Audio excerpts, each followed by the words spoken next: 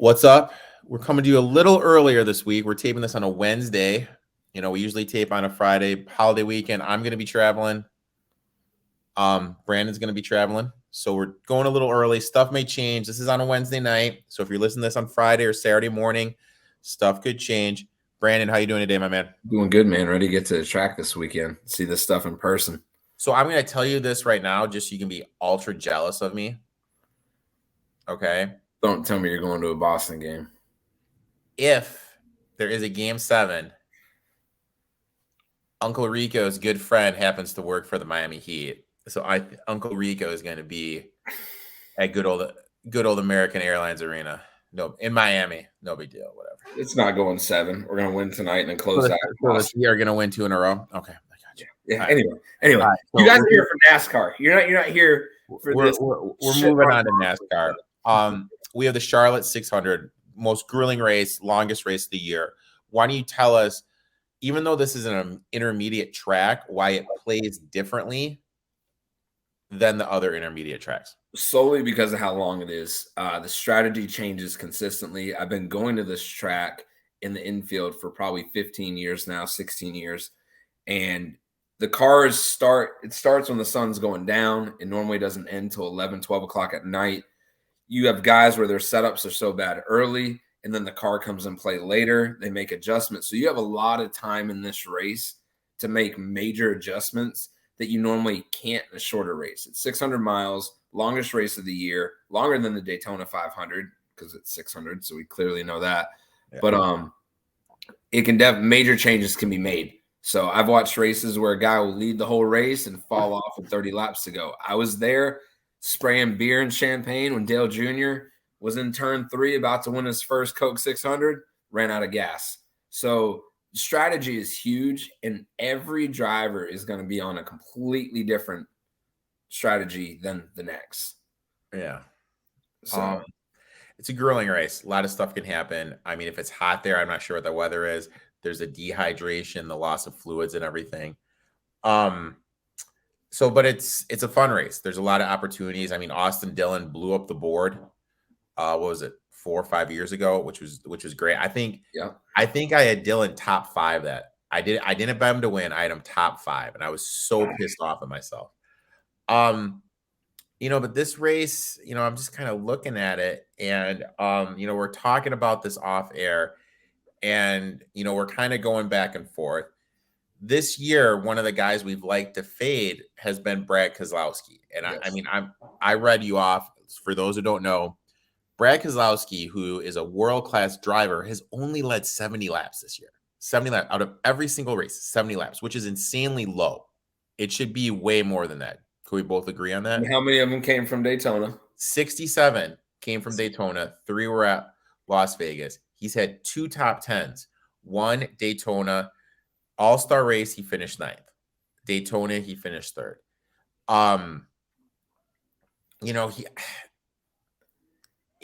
With how he's done this year, you kind of want to fade him. But, you just look at historically, last 4 races, 1 win, 1 top 5, 2 top 10s, 4 top 20s. Obviously, best finish first, winning the race. Worst finish 19th. Do we get on the Brad train here? I mean, he's trading at 60, 80 to 1 on some shots. So we've come on here for years now, and there's some weeks that we can sit here and say, bet this guy. He's a long shot, bet him. He's got a great opportunity to win this race. I don't feel that way with Brad based off of his recent history this year, but you look at the track history, the numbers speak for themselves. It is a long race, and it is strategy related.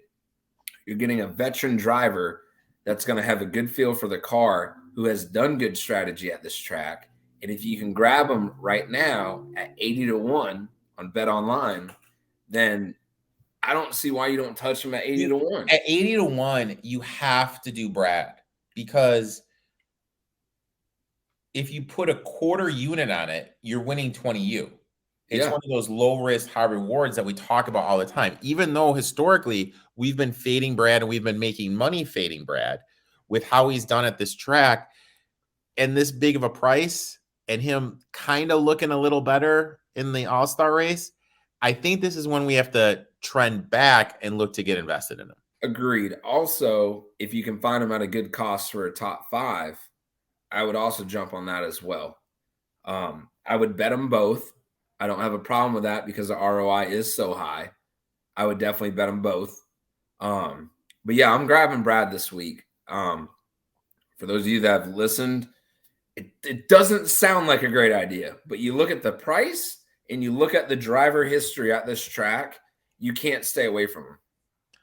Now, I've been loving these head-to-heads. Now, there's 2 guys, I wanted to get your opinion, obviously, on fading them. The first one I'm going to look at is Erik Jones. One did not finish.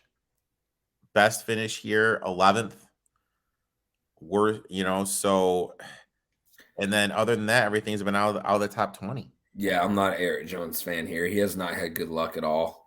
I really think like this could be a track where we look to fade Erik Jones. It was really weird because there's a lot of Erik Jones props last race. Did you notice that? I did. So I think Erik Jones. Now, granted, the head-to-heads aren't up yet on the books, but Erik Jones is going to be somebody that we're going to be looking to fade. Another guy looking to fade. He's in the. Oh well, I don't know if he's in because you mentioned it.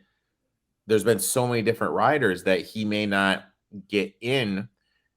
But Kurt Busch, just looking at Kurt Busch, 4 races, his average finish here is 19.3. He's got 1 top 5, 2 top 10s, 2 top 20s. Worst finish is 38th. 1 did not finish. I'm fading Kurt. It's tempting. It is tempting, but at the same time, he got his win the other week. So we go back to he's locked into the playoffs. And I say that we already talked about if multiple drivers win more races, but I'm not with it. His track history and just pulling off a win the other week. I think he'll just settle to try and run well, and you're not going to see a huge change in him. And let's not forget, as you pointed out, he's going through a divorce. He's got stuff going on. But I don't mean to bring personal stuff in there. No, but you're right. He's got some stuff going on. He already has his win. I really think like historically, we've been fading other people, but I think this week, we kind of pivot and we look to fade Kurt. Yeah, agreed. Erik Jones. Now, granted, Erik Jones, he'll probably be matched up with like a Cole Custard, someone like that. Kurt Busch. Let's say Kurt Busch is against Austin Dillon. Austin. Yeah. I like that's another guy that I do like this week. To your point earlier, dehydration, fatigue, all of that in this race. Yeah. Austin Dillon is fit. He's young. I like that style driver this week. I'm not sure what his odds are. I think he's either 30 or 40 to 1. Yeah. Which I like that. So I will sprinkle a little bit over into Austin. He's won the race before. And I think he's built for this style of race. My guy, my golden pick for this week, my number 1, is absolutely going to be Christopher Bell at, I believe, 25 to 1. He might be higher. In that vicinity. It depends on the book. And I'll be like, this is why, you and I were looking at books earlier. You have one book that has them at 12, 18. Another book has them at 18. Another book has them at 25. You guys got to have multiple books. I have so many books. It's flipping insane how many books I have. So he had a great run his rookie year in 2020. In last month, he's had a 3rd, a 4th, and a 5th. Mm-hmm. And I believe he is plus 300, so 3 to 1 for a top 5. So I am riding Christopher Bell this week at the 600 for sure. That's my first go-to. I'll let you go ahead with your next one. Oh, no, go ahead with what you're going to say. Go ahead. So I like Chase here as well. I haven't messed with him recently because I try not to go with my heart since I'm a Chase fan. But he had the momentum. He looked good at the All-Star race until that wreck. He won at Dover. They're starting to really figure that car out. And I feel with him and Gustafson, those guys have figured out how to dial the car in. And when it comes to adjustments, I like Chase. He's low. He's like 6 or 7 to 1. But if you're looking to bet one of the actual favorites, I'm grabbing Chase. Now, on one book, this is the head-to-head for Kurt Busch that is up. Joey Logano Against Kurt? Yeah. Joey. Now, something else here. You mentioned you liked Austin Dillon, correct? Yes. He is matched up against a driver whose average finish is 11.3, last 4 races, 2 top 5s, 2 top 10s, 3 top 20s. He's led 1 lap. His best finish is 4th. His worst finish is 24th. He's finished every race. Or do you want to hear his name? I gotta hear his name. You got me. You stumped me. Stenhouse. Really? Yep. Last 4 races, Wreck-It Ricky. Okay. 2 top 5. But like that's the thing. Like you mentioned how it's like Ricky's in shape. That's one thing about Ricky. He is an in shape dude. And in a race like this, even though it's not like a super speedway, it's not restricting plates, whatever, do you think his fitness level improves what he's able to do? Oh, absolutely, for sure. Like that is such a big thing. I've watched, and it was during the Xfinity race last season when I was on pit road. Jeffrey Earnhardt got out of his car and fell down, and I personally had to yell to get him an ice pack. And someone threw me an ice pack, and I'm sitting there holding an ice pack on Jeffrey Earnhardt's chest because he's dehydrated. Bubba Wallace threw Gatorade because he is mad, but Alex Bowman got out of his car, sat right down. This is a grueling race. Yeah. Like these guys, every pit stop, they're having a bag of ice, put in their driver suit, and zip back up because it's hot. It's supposed to be 68 degrees Sunday. That track temp is going to be out the roof. Okay, so let's put this in perspective. Oh, no, 86. I said 68. 86. 86 degrees. How hot is it in the car? In car will probably be between 120 to 140 degrees. Now, when they how thick is that suit? It's not that thick. Some guys have a cooling system now in some of these suits, but I've heard some in-car audio of some of these tracks or some of these races where the cooling stops. Well, now you've got water sitting in that cooling suit that is not cold anymore. So I can't explain because I haven't actually worn a fire suit that these guys are in, but it's hot. It's really, well, really I guess this is my question. Does that compare? I mean, how long will this race take, give or take? Start at 6, probably get over between 11 and midnight. So like 5 hours. Mm-hmm. So this would be the same thing of you or I being in a seated position with our hands like this and going like this for 5 hours in a sauna in a steam room with a sauna suit on. Am I wrong? That's probably the closest you can get to it. I've always told people because I saw a thing years ago. If you take a 50-pound book and hold your arms out a few inches from your chest, and every 20 seconds do this for 5 hours, let me know how your arms feel after that. I mean, it's going to be insane. They're going to be dripping sweat. Like, it's just, I really feel like a driver like Ricky is kind of someone that could make some noise. Or even a Cindric. Which brings me to my first pick, who now you're going to think I'm a little nerd. I have spreadsheets, okay? I know. And I kind of grade people, okay? Based on where they started, average lap time, okay, and where they finished. Based on my personal stuff, how I rated stuff in intermediate tracks, and I know like you and I talk like this is different. Yeah. Ross Chastain, 14 to 1. I like it. The man's been quick. He's been running good. Stick at the All-Star race. But I like it.